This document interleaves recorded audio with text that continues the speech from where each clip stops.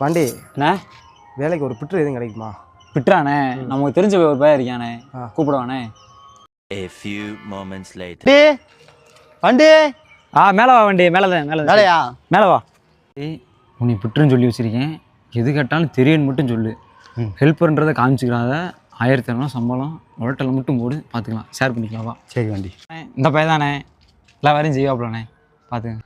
சரி தம்பி, மேலே ஏறி போய் இந்த சைடை சுற்றி விட்டுறேன். இப்படி கூட்டு வந்து மாட்டி விட்டானே, எங்கிட்டா ஏறி போய் சைடு வைக்கிறது. இது இப்படி இருக்கு.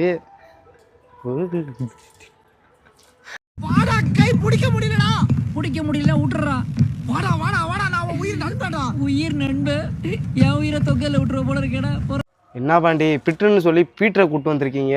நல்லா வேலை பார்க்குற பையன் தானே, இன்னைக்கு தானே ஏதோ சுமாரு பாண்டி, அந்த பையன் கால் நடுக்கத்தை பாரு பாண்டி, எப்படி ஆட்டம் ஆடுதுண்டு. வேலை பார்க்குற பையன் தானே, சரக்கு போடாதனால காலை அடிக்கிறீங்கண்ணே. கொஞ்சம்